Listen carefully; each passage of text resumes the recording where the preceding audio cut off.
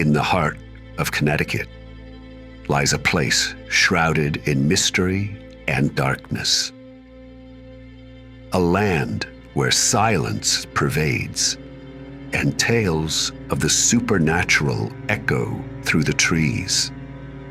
This is Dudleytown, once a thriving settlement, now a ghostly shadow of its former self, engulfed by the forests of Cornwall.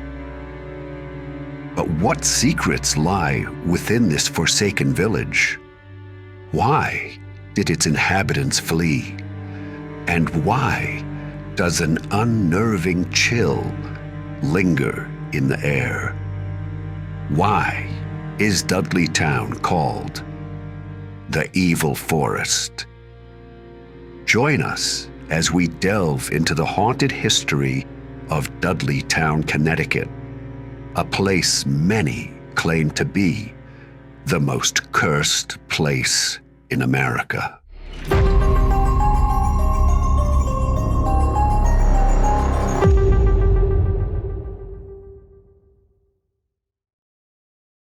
Behind the veil of history lie stories that whisper of curses and doomed legacies. Our tale begins in the tumultuous courts of Tudor England, where intrigue and betrayal were as common as the air breathed by its noblemen. Here, in the shadow of grand palaces and under the watchful eye of King Henry VIII, a story of treachery unfolds, a story that would reach across the ocean, planting the seeds of a dark legend in the New World. Edmund Dudley, a prominent figure in the court, advisor to the king, finds himself entangled in a web of political machinations. Accused of treason, a crime most heinous, he faces the ultimate penalty. In the year 1510, under a gray, foreboding sky, the executioner's axe falls, severing not just his head, but also, it is said, the fortunes of his lineage. The curse, if one believes in such dark omens, does not end with Edmund. It lingers, a specter awaiting its next victim. John Dudley, Duke of Northumberland, son of Edmund, inherits not only his father's title, but also, it seems, his fate. Ambitious and power-hungry, John entangles himself in the royal succession, attempting to place his daughter-in-law, Lady Jane Grey, upon the throne. But fate, as often is its wont, has other plans. His scheme crumbles, and with it, his life. In 1553, he follows in his father's footsteps to the executioner's block. The Dudley name, once revered, now echoes with whispers of a curse. From these bloody roots in England, our story crosses the turbulent Atlantic. It is the 17th century, a time of exploration and colonization. Among those seeking a new life in the New World are descendants of the Dudley family. They settle in the untamed wilderness of Connecticut, in a place that would come to bear their name, Dudleytown. Unbeknownst to them, they carry with them the shadows of their ancestors' misfortunes, sowing the seeds of legend and mystery in the fertile soil of the American frontier. In the heart of the dense forests of Cornwall, Connecticut, the settlers of Dudleytown carve out a life. They build, they farm, they thrive. But as the years pass, whispers of misfortune begin to swirl like leaves in the autumn wind. The land, rich in beauty, seems barren of luck. Strange occurrences, unexplained miseries, and tales of woe cling to the Dudley name as stubbornly as the morning mists cling to the valleys. One by one, the threads of these tales weave into a tapestry of tragedy. A farmer falls from a rafter, meeting his end in a manner most gruesome. A neighbor, consumed by talk of demons and wild animals, spirals into madness. Families that once prospered find themselves enveloped in sorrow and despair. Each incident, each misfortune adds to the legend, fueling talk of a curse that clings to the very land of Dudleytown. Here, in Dudleytown, an unnerving hush pervades, as if nature itself has been silenced. The absence of sound is not just an absence. It is a presence, a heavy, palpable presence that weighs on the soul. As one ventures down the ominously named dark entry road, the unsettling quiet becomes more pronounced. This is no ordinary forest quietude. It is an unnatural stillness, devoid of the usual chorus of wildlife. No birdsong graces the air, no rustle of animals in the underbrush, only a silence so profound it feels like a blanket smothering all life. Those who have dared to walk these woods speak of a sense of unease, an instinctual warning that something is amiss. They talk of a feeling of being watched, of a chill that creeps up the spine, unexplained yet undeniable. The silence, they say, is not just eerie.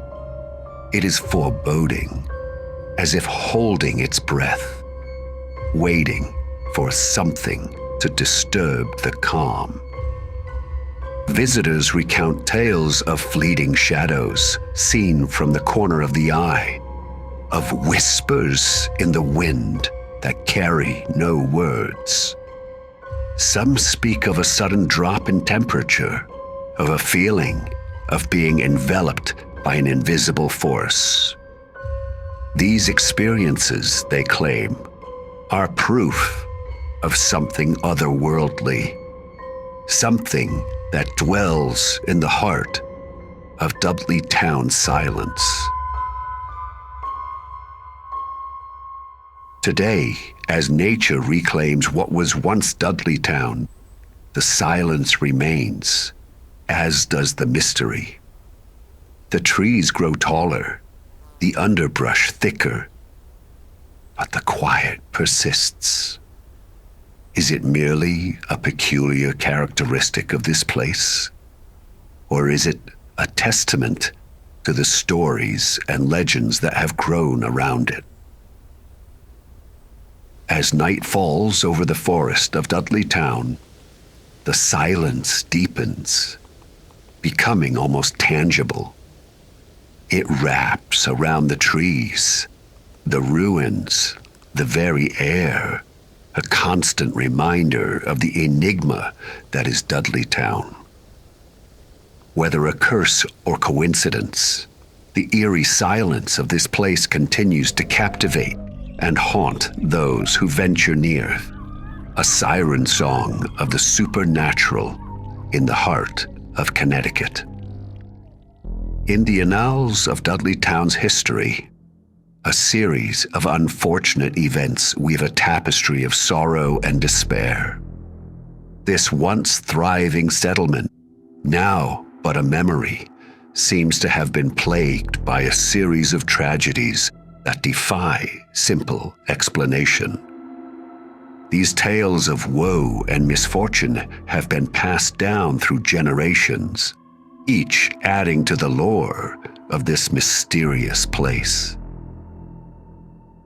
Imagine the early settlers striving to build a life in the rugged wilderness. Their efforts, however, seemed cursed from the start. There is the harrowing tale of Gershon Hollister, who met his end in a most gruesome manner, falling from a rafter during a barn raising. Neighbors whispered of bad luck, but for the superstitious, it was a sign of something more sinister. Then there was William Tanner, a man who once lived next to Abiel Dudley.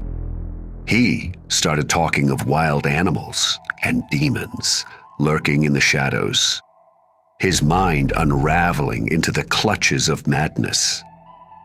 Was this the result of mere coincidence? Or was there a darker force at play in Dudleytown? Further adding to the legend is the tragic story of the Nathaniel Carter family. After moving away from Dudleytown, they faced horrific misfortunes. Natives attacked their home, and the family faced unimaginable losses. Though this tragedy occurred far from Dudleytown, it was inevitably woven into the fabric of its cursed legacy. General Hemmond Swift, a veteran of the American Revolution, returned to Dudleytown only to be struck by personal tragedy. He lost his wife to a lightning strike and subsequently succumbed to madness. The tales of misfortune seem endless, each more eerie and inexplicable than the last. Mary Cheney, wife of presidential nominee Horace Greeley, was allegedly born in Dudleytown. She died a week before the election of 1872. Greeley went on to lose this bid to Ulysses S. Grant. The curse is the blame for both losses.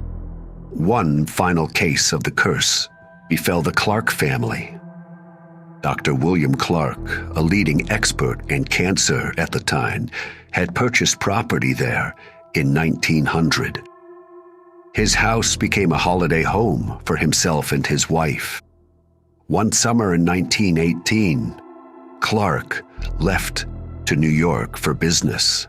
Upon returning home, he found his wife in complete distress and insanity, claiming that there were strange creatures in the woods. Soon after, she too committed suicide.